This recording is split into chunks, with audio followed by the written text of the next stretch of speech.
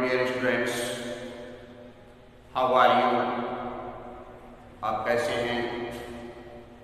आशा है आप अच्छे होंगे, स्वस्थ होंगे, खुश होंगे। आज हम कक्षा 8 की ग्रामर में, इंग्लिश ग्रामर में प्रीपोजिशन और के बारे में पढ़ेंगे। अबो मीन्स क्या होता है, ओवर मीन्स क्या होता है। तो पहले हम पढ़ते हैं अबो के बारे में, जिसका मतलब है ऊपर। क्या होता है? इसका अर्थ होता है ऊपर या से परे। उसके बाद में हम पढ़ेंगे ओवर के, जिसका मतलब होता है कि ऊपर। दोनों का अर्थ है वो सम्मान है। दोनों का अर्थ हिंदी में क्या है? ऊपर, के ऊपर, से परे आदि से। तो कहने का मतलब है दोनों हिंदी के अंदर है, इनका अर्थ है वो एक साथ दिखाई पड़ता है। जब हम इसको वाक्य में प्रयोग करते हैं या खालिस्तान में जब हम अबो या और को पढ़ते हैं, तो इसके लिए कौन कौन से नियम, किन किन बातों का हमें ध्यान रखना चाहिए।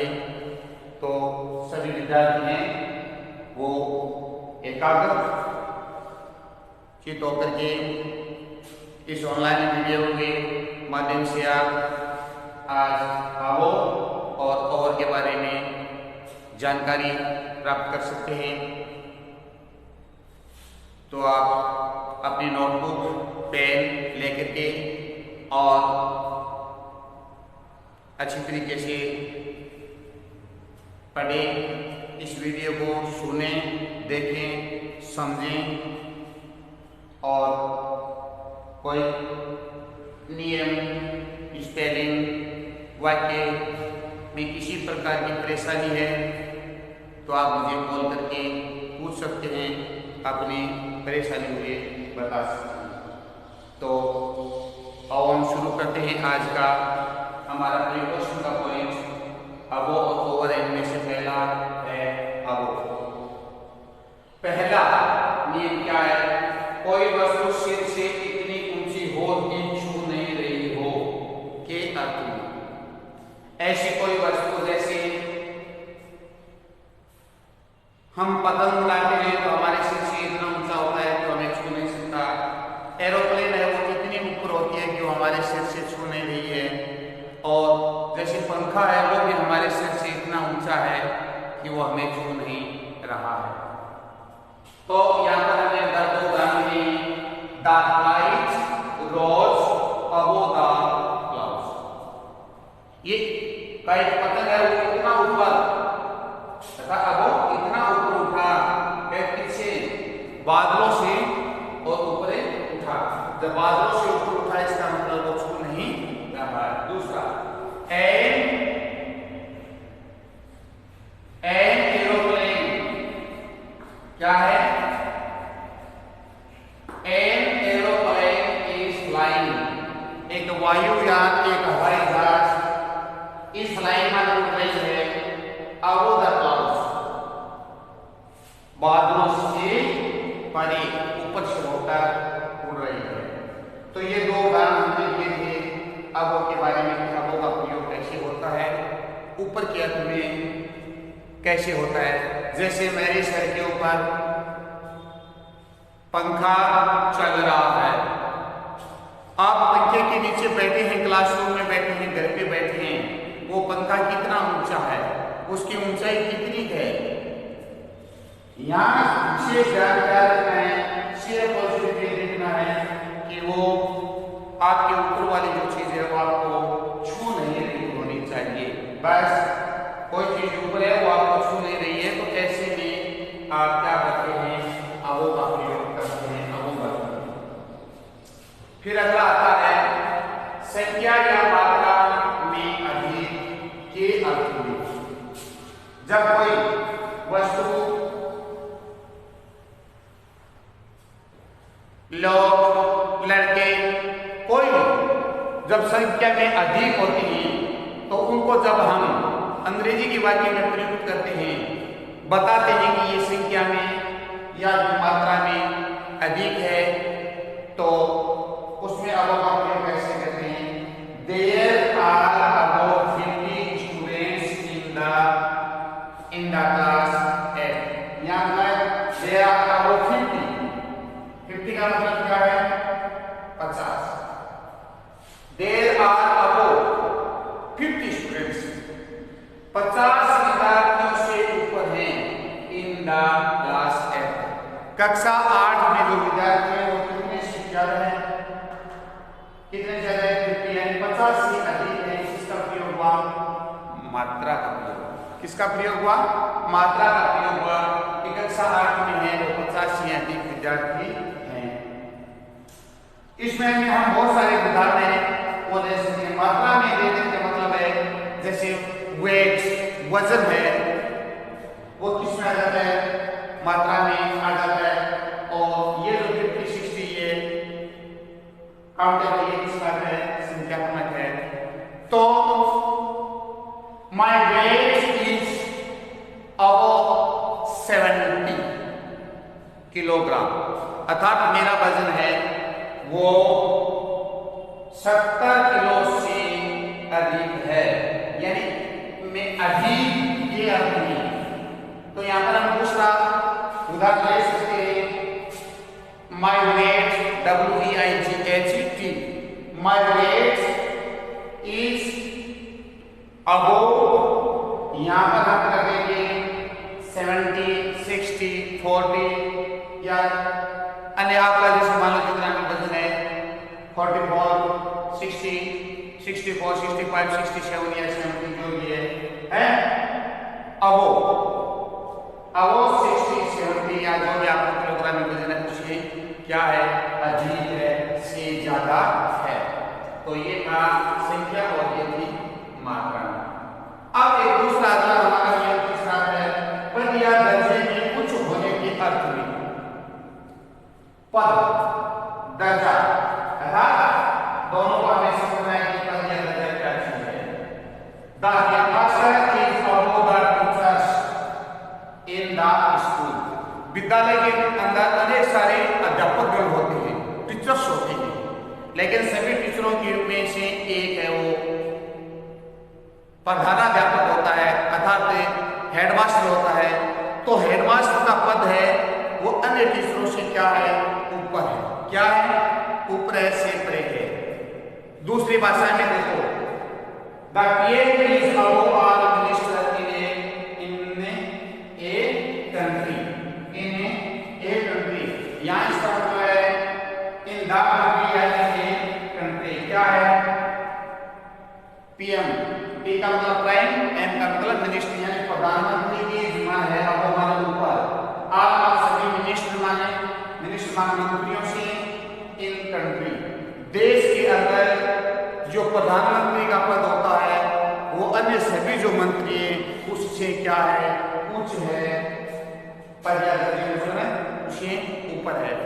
जैसे हमारे क्रिकेट, फुटबॉल, खो-खो, कबड्डी की एक टीम है, उस टीम के अंदर जितने भी खिलाड़ी हैं उन खिलाड़ियों में से एक क्या है? कैप्टन है। क्या है? कैप्टन है, कप्तान है। तो उस कप्तान का पद है अन्य खिलाड़ियों से क्या है? ऊपर है, उच्च है, अर्थात सभी खिलाड़ी वो इसके नीचे अंडर है। तो यहाँ पर हमने हेडमास्टर का उदाहरण दिया, PM प्रधानमंत्री का दे दिया। और जैसे अभी मैंने आपको बताया था कि एक टीम है, उस टीम में सभी खिलाड़ी है, उसमें एक कौन होता है? कप्तान होता है। तो यह है पद या उसमें। कोई भी एक हॉस्पिटल होता है, उसके अंदर अनेक सारे डॉक्टर्स होते हैं, नर्सेज होती हैं, कंपाउंडर्स होते हैं, लेकिन इन सभी के ऊपर है वो एक डॉक्टर होता है जिसको हम PMO भी बोलते हैं, हॉस्पिटल का वो इंचार्ज होता है? और उन सभी हॉस्पिटल के ऊपर एक CMHO होता है जो मुख्य चिकित्सा स्वास्थ्य उसको अधिकारी के नाम से पुकारते हैं। तो हमें संक्षिप्त में यही समझना है कि एक तरफ तो अन्य सदस्य होते हैं, वो अपने परिवार के सदस्य हो, तो देश के मंत्री के सदस्य हैं या फिर स्कूल में टीचर्स सदस्य हैं, उन सभी के ऊपर जो एक हेड होता है वो पद या दर्जे में कुछ होते हैं, उसके अर्थ में हमने अवो का उपयोग इस तरीके से हमें करते हैं। अब इससे आगे है वो एक और जो हमारा नियम रह गया, उसको हम लेते हैं नियम नंबर 4। नियम नंबर 4 क्या है? नियम नंबर 1 यहाँ पर हम लिखेंगे 4। चौथा क्या है? लेवल बताने के अर्थ में। क्या?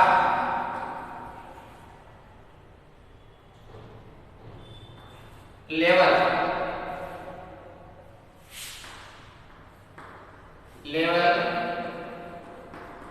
बताने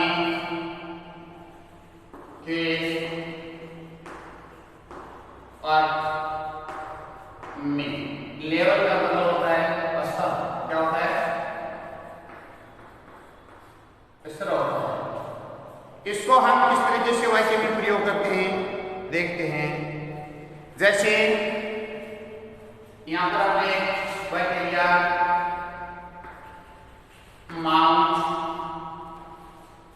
mount Everest. Mount Everest is 8,848 और मीटर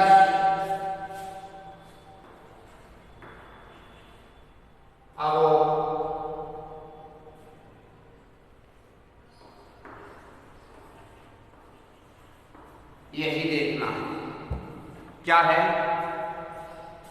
माउंट एवरेस्ट जो हमारी चोटी है, इस्माल है 8,848 मीटर ऊंचाई है।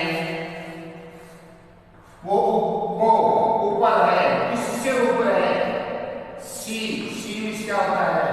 समुद्र होता है। क्या होता है? समुद्र। लेवल माने स्तर, अर्थात समुद्र का जो पानी का जो लेवल है, समुद्र के पानी का लेवल है, उससे और जो माउंट एवरेस्ट की हमारी चोटी है ई है, वो 8,848 मीटर से अबो ऊपर है। तो ये था हमारा क्या? अबो के रूप में हमारे प्रयोग। अब हम आगे लेते हैं दूसरा हमारा प्रीपोजिशन। वो क्या है?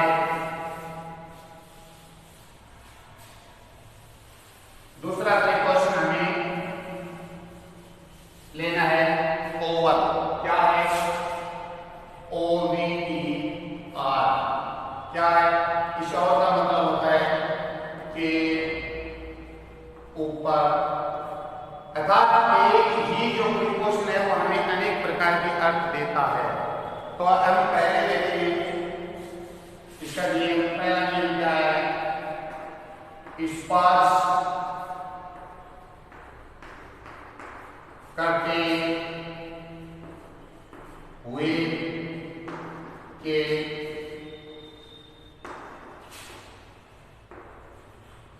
अर्थ में। मैंने आपको ओम वाला प्रीपोजिशन पढ़ाया था, तब मैंने आपको बताया था कि जब कोई वस्तु किसी वस्तु के ऊपर किस तरीके से रखी हुई है कि नीचे की वस्तु की ऊपरी सतह, ऊपर की वस्तु की नीचे की सतह एक दूसरे से स्पर्श कर रही हो तो ओन आता है।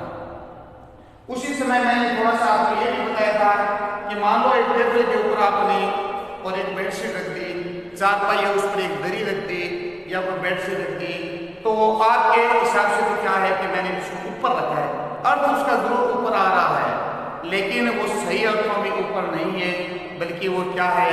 वो जिस चीज के ऊपर आपने रखा है, वो नीचे वाली चीज है वो क्या हो गई, कवर हो गई, कवर्ड हो गई, वो ढक गई है। और जब ढकने की मुद्रा आती है तब हमें ओवर का प्रयोग करना पड़ता है। जैसे स्पर्श करते हुए ऊपर है लेकिन वो स्पर्श होनी चाहिए। जैसे एक वाक्य है, प्लेट स्प्रेड,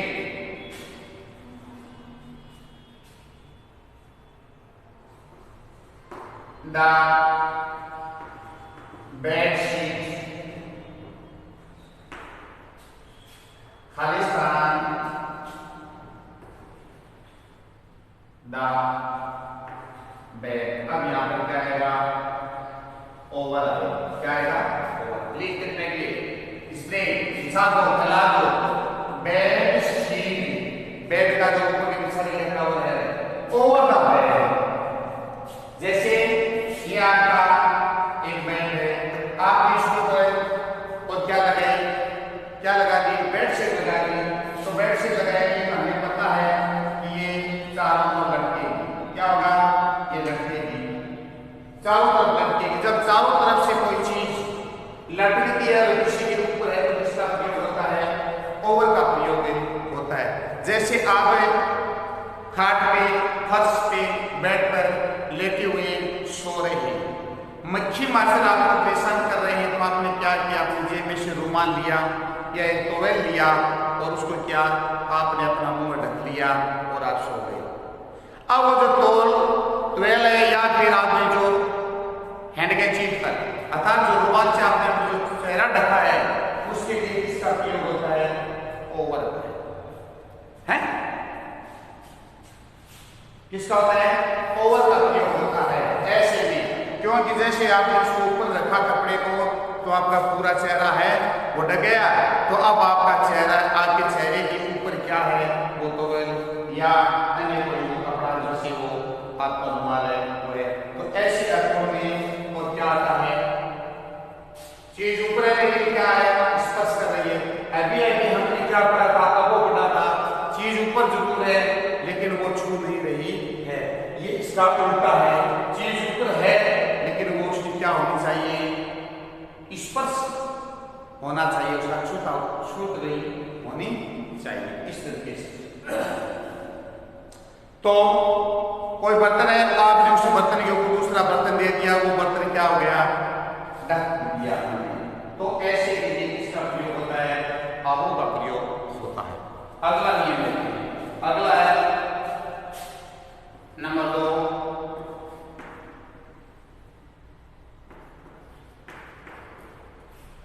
सर्वत्र या सभी जगह के अर्थ में। तो हम यहाँ पे लिखेंगे English is spoken all over the world. He has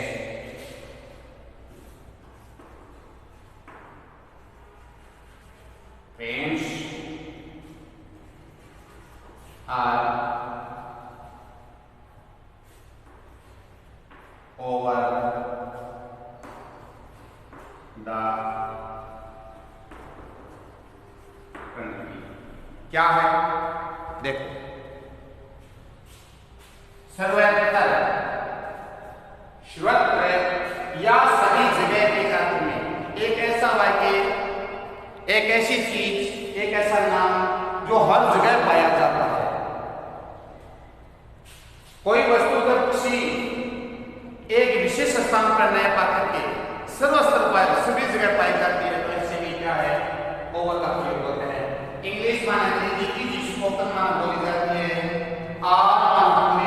over the world, पूरे संसार भर में है, यानी सभी संसार के हर जगह, सभी जगह, सर्वत्र बोली जाती है।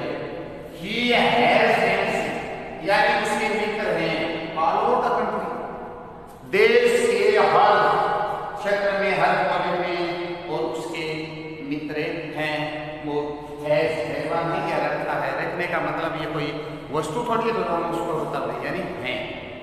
तो इसके रूप में आया ये सर्वत्र के रूप में। अब आता है से अधिक के अर्थ में। हमारा तीसरा प्रयोग है से अधिक, से अधिक के अर्थ में। से अधिक है तो यहां पर हम उदाहरण लेते हैं, जैसे आराम इज और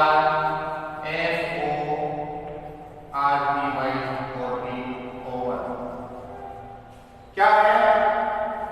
उम्र में अधिक, उम्र में अधिक। आराम इज माने ओवर, से अधिक 40, 40 का मतलब 40। अब उसके आगे आराम इज ओवर 40, 40 का यहाँ पे ऑटोमेटिक क्या निकल गया? वर्ष से निकल गया, ऊपर से। अर्थात आराम है वो 40 वर्षों से ऊपर है, से अधिक है, 40 वर्ष से अधिक है या इससे ऊपर है। दौरान एज ओवर 40 ईयर्स कह सकते हैं या एज यानी उम्र के रूप में हो सकता है। और इसके बाद हम दूसरा उदाहरण ले सकते हैं, क्या? जैसे हमारा दूसरा क्या उदाहरण है? he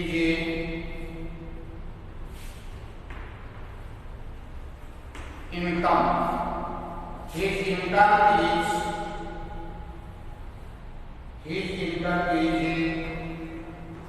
not over his expenses, खर्चे। ये माना उसकी इनकम में से आय, आमदनी। इज नॉट नहीं है, ओवर माने से अधिक ही एक्सपेंस, उसका जो खर्चा है, उसके खर्चे हैं उससे उसकी आय है वो ज्यादा नहीं है, अधिक नहीं है। तो इसलिए ये क्या हो गया? इसके रूप में हो गया से अधिक के अर्थ में। अब हमारा जो चौथा उसका नियम है वो क्या है? चौथा कहता है समाप्त होने के अर्थ में। इसमें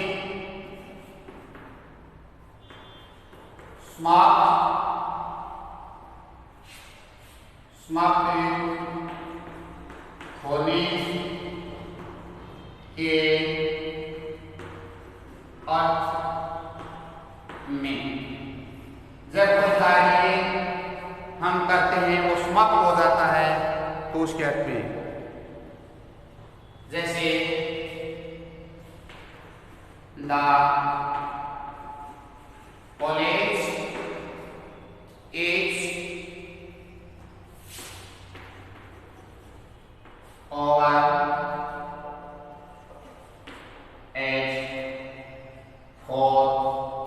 at 4 PM। अर्थात कॉलेज मार्केट इज ओवर समाप्त होगा at 4 PM 4 बजे। तो इसके बाद में जैसे आपकी एग्जाम चल रही है तो कोई आपको कह सकता है कि आपके एग्जाम या परीक्षा है वो ओवर कब होगी, अर्थात समाप्त कब होगा? जब किसी का समय समाप्त होता है तो उसके लिए हम किसका प्रयोग करते हैं? ओवर का प्रयोग करते हैं। किसका प्रयोग करते हैं? ओवर का प्रयोग करते हैं। जैसे विद्यालय का जो पीरियड है कि द पीरियड इज ओवर, अर्थात पहला, दूसरा, चौथा, पांचवा जो सातवां जो पीरियड है जब पूरा हो जाता है तो हम कहते हैं पीरियड इज ओवर, अर्थात वो पूरा हो गया है। तो इसके अर्थ में ये क्या हुआ? क्या हुआ? ओवर का प्रयोग करते हैं। तो ये थे बच्चों हमारे आज के दो प्रीपोजिशन जो अर्थ हिंदी अनुवाद में दूसरे से मिलते जुलते हैं, लेकिन अर्थ के अंदर जो वाक्य में हम प्रयोग करते हैं तो उनसे क्या मिलता है, थोड़ा अलग मिलता है। क्या होता है, थोड़ा अलग होते हुए दिखाई देते हैं। ओवर है ऐसी वस्तु के लिए होता है जो हमारे शरीर से इतनी ऊपर है कि वो छू नहीं रही है, तो अब वो वाला था ओवर वाला क्या कहता है, वो छूता हुआ होना चाहिए। तो इसी प्रकार क्या मैंने ओवर के बारे में 3 4 4 5 5 जो नियम 4 4 नियम है वो बताए हैं। आप उनको अच्छी तरीके से और याद करना। इस वीडियो को शुरुआत से अंत तक अच्छी तरीके से देखना, सुनना, समझना। फिर भी कोई चीज़ नहीं समझ में आई है तो आप शायद मेरे नंबर, आपके कॉन्टैक्ट नंबर घर तक हैं तो आप मुझसे कॉल करके और पूछ सकते हैं कि यहाँ पर ये समस्या है। तब तक के लिए आप इस वीडियो के माध्यम से हमारा जो कोर्स जो चल रहा है उनको आप पढ़ते रहिए, समझते रहिए, याद करते रहिए। पीछे की जो चीज़ें पढ़ाई गई हैं उनको भी साथ साथ देखते रहिए। जहाँ किसी समस्या हो तो आप मुझे कॉल कर सकते हैं। तब तक के लिए स्वस्थ रहें, खुश रहें, घर पे रहें। धन्यवाद।